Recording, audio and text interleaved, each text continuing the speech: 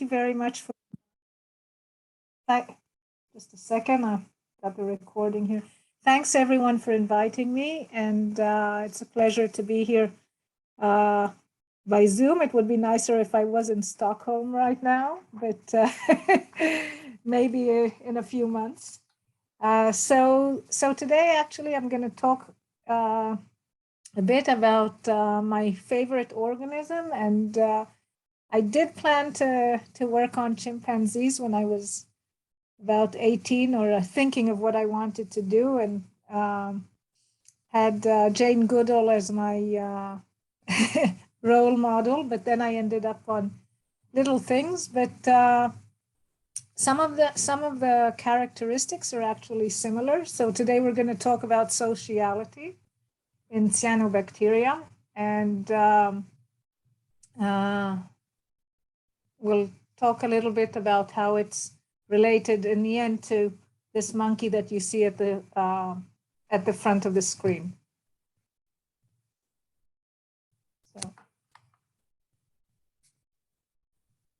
So just to say thank you, actually, the people who did the actual work, and some of this was published already a couple of years ago. So it was a PhD thesis of Yael on the left-hand side here, and part of a master's thesis of Liel's, and my colleague Avram Bear from the Ben Gurion University. And currently continuing this work is Alex, who is a master's student, and my lab manager, Dina Sponge. So I have to thank them all, because without them, it wouldn't be done. And let's go out to the oceans for a bit. And this is what it looks like if you are on a ship during a trichodesmium bloom. So trichodesmium are these cyanobacteria who form huge slicks. So hopefully you can see on your screens the yellow slicks on the top of the ocean. These ribbons, actually, that it looks like huge ribbons, and you can see them hundreds and thousands of kilometers across the subtropical oceans. This was also seen by people like Captain Cook and Charles Darwin, who commented on this site. They didn't really know what it was at the time. They called it sea dust. But when you look at it closer, and today we know what these organisms look like in different morphologies. So they're actually filamentous cyanobacteria, as you can see on the lower left panel here. So it's a filament composed of many consecutive cells in a row. And these filaments make up colonies in different shapes, different typical shapes. So we have the puffs, which are these round colonies, like you see here in the top left picture. And also in the same picture, you see another form of what we call tufts or rafts. These are a different kind of colony, but basically made up of the same filaments. And the right-hand panel just shows a scanning electron micrograph of the filaments and the division between the consecutive cells. So just to compare trichodesmium, so Brigitte Bergman, who worked at Stockholm, has a very nice review, and from already almost 10 years ago.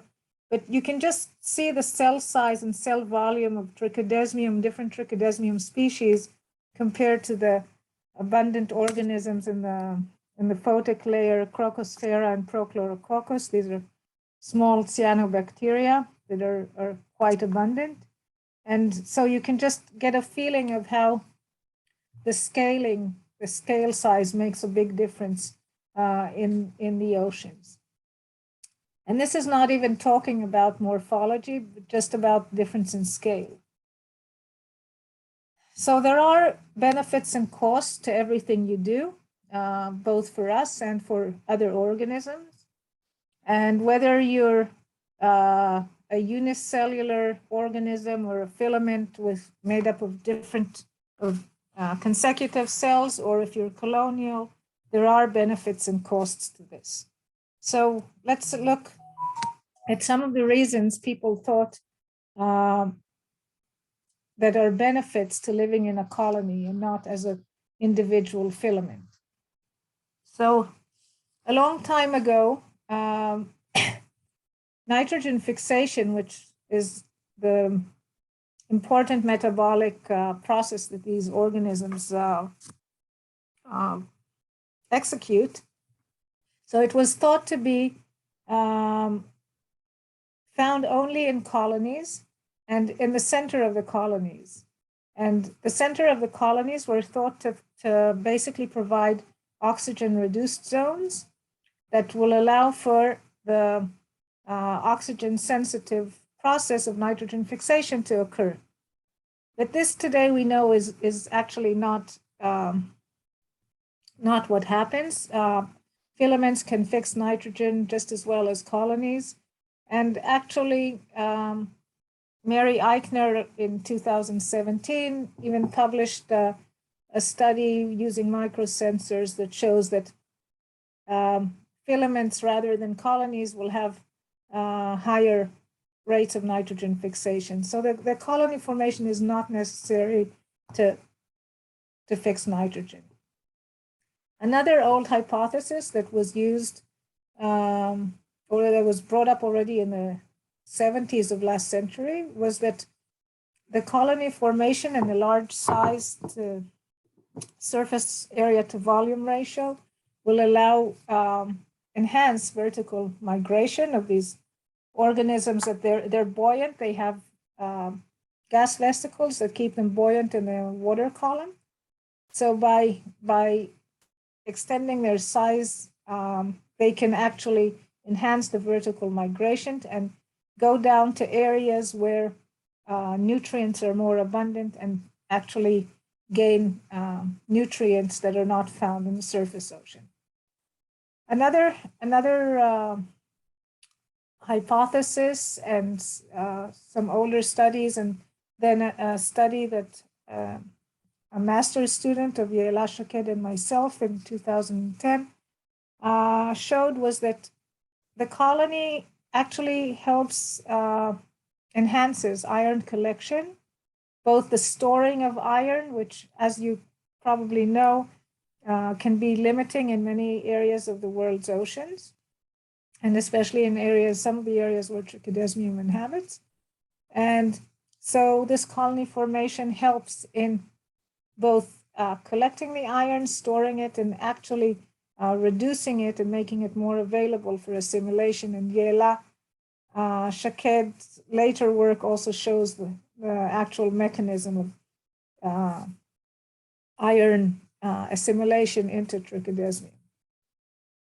Another benefit that colonies may provide is that they are a home to holobionts and epibionts. And these have been found to facilitate nutrient uptake and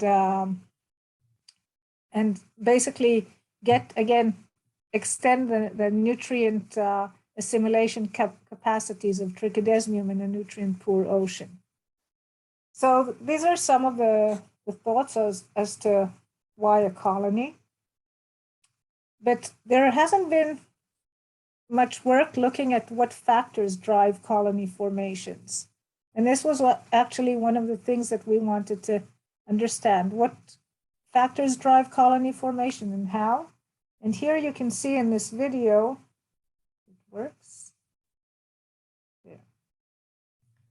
So you can see this is a culture. It's not a natural oceanic population, but a culture of trichodesmium we grow in the lab. And they usually in the culture, they're in filaments unless they're stressed out or we do something to them, then they start forming colonies. So you can see them here in the video, and the question was, what causes them to form colonies? And the hypothesis we had from earlier work was that both iron and P limitation will induce aggregation and colony formation. And here, And the first thing we need to do actually is to understand if when they're out in the field or in the culture and in very dense blooms and dense populations, does the physical proximity of each filament to one another make them form colonies? Or is there something else? Do they need to be alive and motile to form the colonies?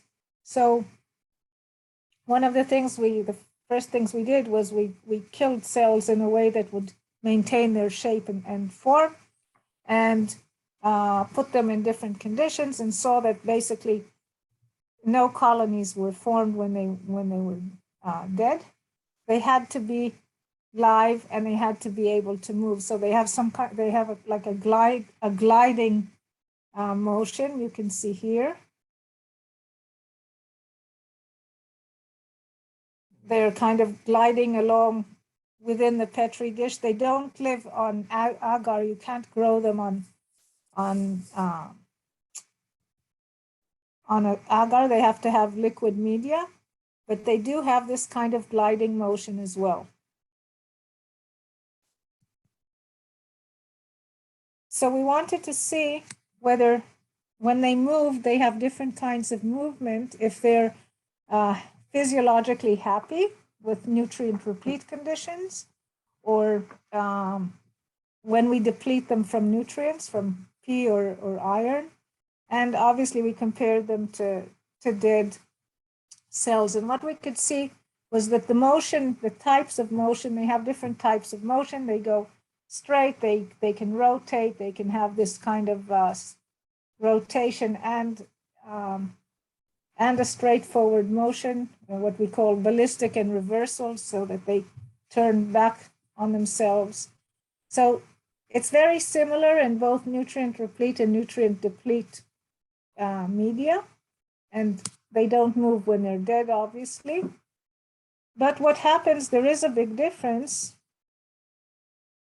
when they're, as far as how many of the filaments move and how fast they move.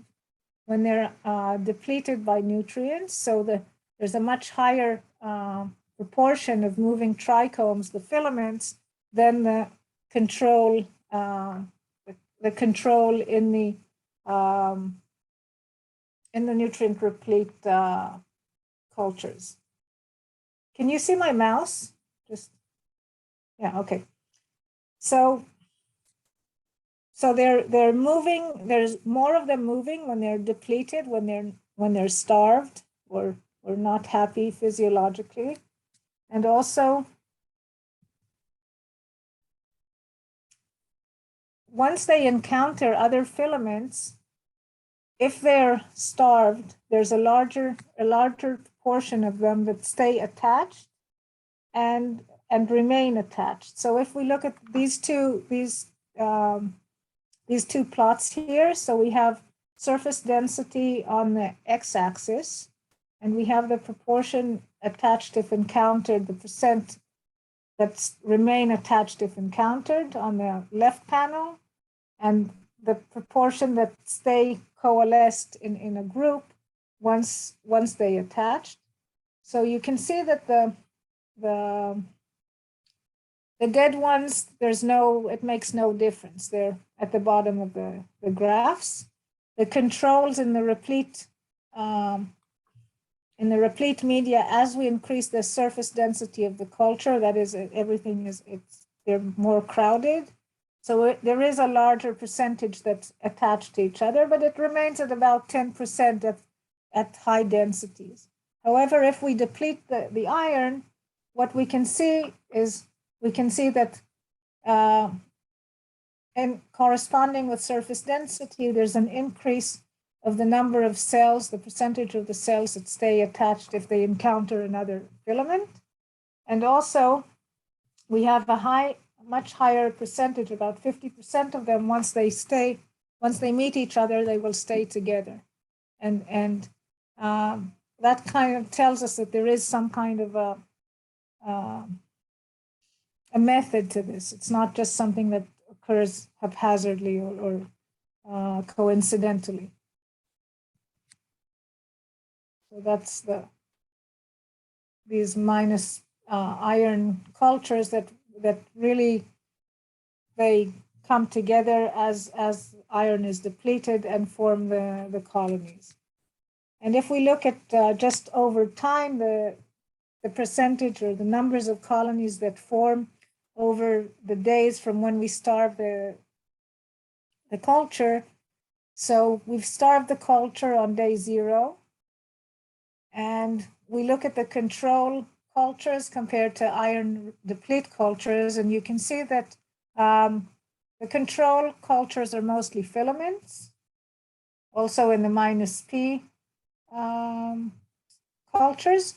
But as the nutrient is depleted, so colonies begin to form, and there is a maximal amount of colonies actually in the iron depleted ones after 2 days.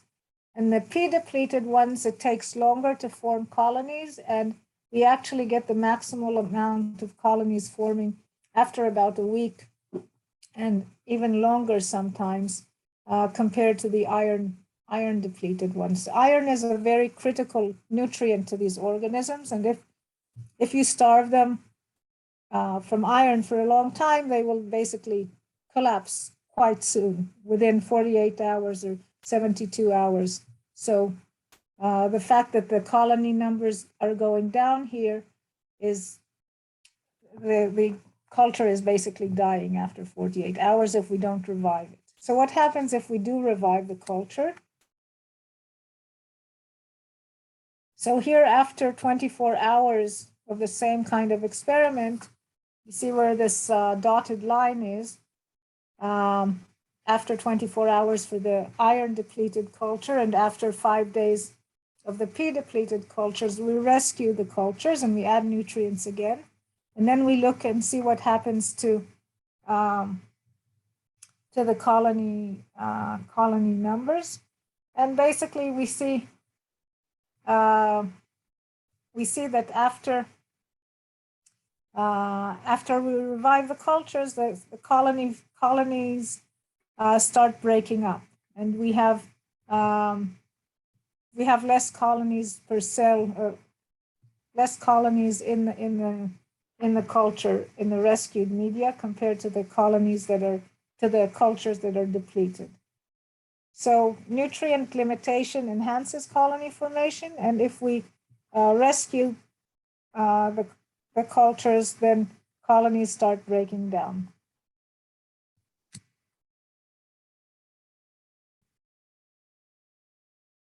So as I mentioned before, there is a difference between the two nutrients, and that has to do with the metabolism and the essentiality of each of these nutrients. So with P, there is more luxury uptake. The cells have P from various other cellular sources that they can utilize if they're starved with P, while iron is a critical element, and if they're starved and don't have access to it, within 48 hours, they really will die. So it's important to note this difference. When you look at how do they come together and how do they, the mechanism of forming. So we don't actually have a molecular mechanism at this stage of the game, but what we do see when we look at through electron microscopy is we see that there are attachment mechanisms of each of the filaments to one another, and you can see like zippers here between the filaments that keep them kind of attached to each other. And in addition, they also have these hooks that actually they kind of hook onto the other filament and keep the other filament close by as well. And we're not sure, again, if these zippers are also a way of passing materials or chemicals from one filament to another. So they might be like nanotubes that not only bridge the two filaments, but also act as a bridges for material and to go back and forth. This is something that has to be looked at in the future. We haven't found anything yet on this. But what we do see is that when they attach to each other, they also, and they're stressed for nutrients, they also form something called transparent exopolymeric particles. It's a sticky kind of glue that keeps the colonies together. It also keeps its high carbohydrate content, and it basically makes the colonies much more adhesive than free trichomes. So this adhesiveness can increase aggregation of other bacteria and epibionts onto these organisms. And it's a way of, the production of TEP is also a way of uncoupling. When you don't have enough nutrients to divide, you can still photosynthesize and at the same time and produce sugar, which these TEPs are actually sugars. So you can continue to produce sugars, but you don't have other nutrients, so you don't use it for division. And then you can just basically get rid of these sugars by releasing them. As you can see in this picture here, the blue stain is the TEP, and it's like sleeves or socks that basically are produced and are peeled off from the organism, from the filament. So colonies are stickier than free filaments, and that also helps them. So we did also look a little bit at the iron and P-limited colonies and their protein characteristics, trying to understand what is there a difference between upregulated and downregulated proteins. This is also preliminary work that has not been published yet. And what we see that as in the colonies compared to the filaments have a downregulation of nitrogen fixation, transcription, other metabolic processes such as carbon fixation. And the proteins that are upregulated in contrast are all membrane related or have to do with signal transduction or motility, carbohydrate metabolism, such as this TEP production, and membrane related. So these are the general families of proteins that we see a difference in. Another interesting thing that we see a difference in is, the question was, or is, does the colony in a nutrient depleted environment provide a better environment for the cells to come out of this nutrient starvation? And what we hypothesized was that division rates in the colonies will be higher than in filaments under depleted conditions. And we tested this and ran quantitative Westerns. And what we can see this is Alex's master's work, which is just about to finish. But if you, so the replete, so this is basically looking at the division protein, FTSZ, in colonies compared to filaments and depleted P conditions and compared to replete conditions. So in the replete conditions, which are the green, you have a certain amount of protein. When you look at the depleted colonies in the black compared to the depleted filaments, you can see that there's much higher, significantly higher protein in the colonies than in the filaments per the same amount of protein. And we've tested other proteins like Rubisco or NIFH, and we see a similar pattern in that the colonies will have more of the protein per equal protein content for than the depleted filaments. So the colony must be giving these organisms some kind of a benefit in acquiring and maintaining nutrients, and also going back and dividing at the end, getting out of the nutrient starvation. So the take-home messages from the lab are basically, again, that iron and P limitation will induce colony formation. And if you enrich them, you get a dissociation of colonies. You have more trichomes that move and attach and coalesce to each other when they're hungry than when they're happy. And we see this a change in the protein characteristics, showing different pathways that are important in colonies versus filaments. And the colonies seem to provide a healthier physiology so that the organism can increase its division rates. But does this happen back in the ocean? So let's go back into the oceans. For a minute, how am I for time? Okay. So this is a review also 10 years ago already of trichodesmium, where it blooms in the oceans. And in some areas, it's mostly in the tropical and subtropical oceans. And in some places, it's P limited. In some in some places in the oceans, there's P limitation. In other areas, we have known iron limitation. And you can see here also the if nitrogen fixation rates are high or low according to the color of the scale bar over here. And basically the idea was to go to different areas where trichodesmium is found that are differentially regulated by iron or P, and look at colonies and filaments and try to understand, does what happened in cultures, do we see it in the ocean? And the first thing we did was we tried actually to compile all the literature results and see what was found before, and we couldn't get any consistent picture from other studies. And these studies were not aimed at looking at colonies versus filaments specifically, or what forms them, or what controls them.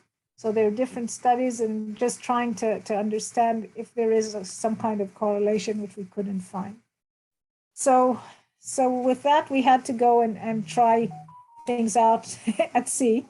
So I joined a cruise with colleagues from France, and this is a French cruise that took place just before the COVID crisis started. We were lucky, and went out to sea for 37 days in the South Pacific, and had a cruise track of about 7,000 kilometers that went across iron and P gradients from New Caledonia to the Tonga underwater volcanoes, and all the way across to the South Pacific Gyre. These are some of the bluest, most oligotrophic waters, extremely clear waters with nothing in them, very low rates of everything. And we wanted to see again the characteristics of the colonies versus the filaments, to see if limitation in iron or P showed more colonies per biomass, had different characteristics. And so this was what I was there for. And it is a diazotroph biomass in that area. Some of the areas you can see these very thick trichodesmium blooms, and others we also had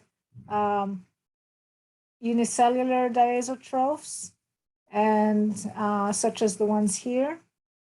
So different Crocosphera and Cyanobacteria, and many diazotrophs, but lots and lots of trichodesmium of different forms. And we have different species of trichodesmium. But as always, when you go out to sea, it's not easy to have controlled experiments, and it's not easy to always find the biomass that you want when you want it. So it was a challenge, even though it was a paradise for these organisms. And what I tried to do in different stations was just to see whether, if I took colonies at various stages and added iron or P, I would get the same kind of dissociation or response as I got in the lab. Because if I wanted to deplete the nutrients, it's harder during cruise conditions. So I basically enriched the colonies and tried to see what would happen. And we did have, in some of the stations, dissociation after 24 hours of enrichment with iron and with phosphorus. It was actually surprising because the response wasn't consistent everywhere. So some of the stations responded as we expected, and others, nothing happened. So I didn't see a response in the culture, in the populations. And when we are trying to, so we have a lot of biomass in the freezers that we're still working on, and trying to understand whether we have any differences between the colonies and the filaments of the different areas. So it's still work in progress. And just one of the important issues, why is this important actually? See this whole thing of colony formation. So if you look at the schematic here, what we think happens is that you have mixed populations for all organisms. They're not synchronous populations, see? And so you might have conditions that will initiate colony formation, whether it's nutrient limitation, like we saw in the lab. It could be also grazing. Grazing is known to stimulate colony formation. Or what I've also seen in trichodesmium is that changes in oxygen concentration will induce the colonies. So you have a shift basically from filaments to colonies. And if you have a good day with nutrient supply, these colonies are able to divide, and the biomass will divide, and you can form these huge blooms on the surface of the air of the ocean. But as you form a bloom and the biomass gets more dense, you start basically nutrient limiting it again. So you have areas where nutrient limitation will affect the biomass that's there. And what we know from nutrient limitation is not only does it affect the morphology, but it also induces something that's called programmed cell death. And these organisms then, instead of staying afloat in the water column, they flux down very quickly. So a lot of the biomass gets exported to the deep sea. So the biological pump is really active, rather than getting recycled in the upper water column. And so this has a huge implication as far as global carbon and nitrogen cycling. And I'll show you here. Where did it go? Okay.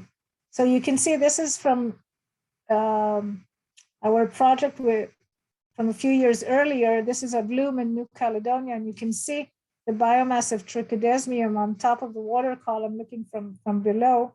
But when you think that you have thousands of kilometers of this kind of biomass that can sink very quickly, so a lot of carbon that is basically taken out of the system goes down to depth, or or it can be recycled if it stays within the upper water column and doesn't sink down when it's nutrient limited. So trichodesmium has a lot of biomass. It is an important, as far as the major biomass producers in some of the world's subtropical and tropical oceans. So the formation and dissociation and its response to nutrient limitation or enrichment is a major issue as far as cycling. And one of the important things we also wanted to see in this cruise was, do the colonies get exported to depth? And again, as we hypothesized that a lot of carbon, if they're exported as a colony, they will sink down and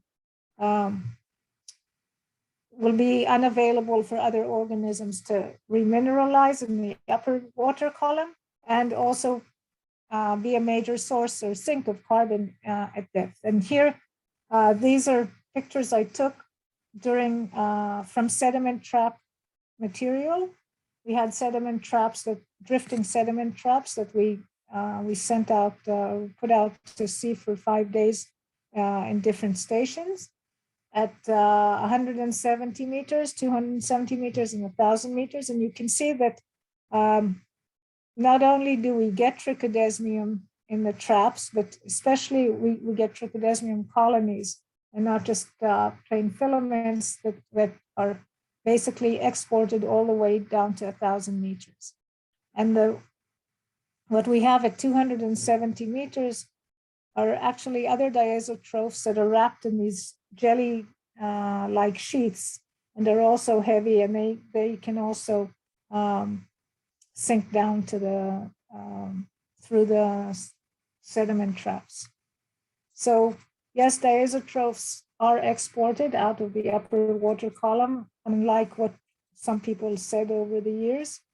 And it means that their signatures can be found again at depth and will impact again the global carbon cycling.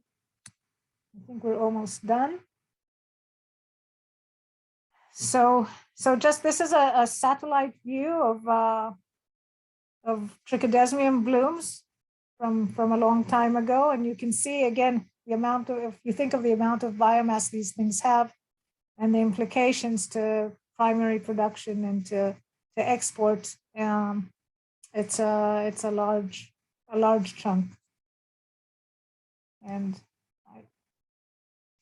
one of the last question I will raise here is, will global change impact the sociality? Will it make a difference as to the morphology and colony formation? And this is just a hypothesis at this point. I don't really know, but what we think is that the enhanced thermal stratification that's predicted for the world ocean will cause, or at least it's also predicted to increase nutrient limitation across the oceans in many places. And if trichodesmium and other organisms that act like trichodesmium form colonies because of nutrient limitation, so we will have a higher formation of colonies.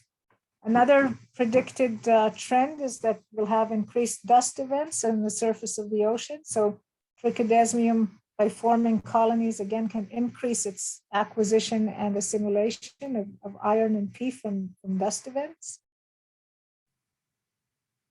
And another interesting side effect is that we're getting an increase in oxygen minimum zones in many places, and oxygen minimum zones will enhance nitrogen fixation, as this process is basically doesn't like oxygen, and the less oxygen we have, the better for this process.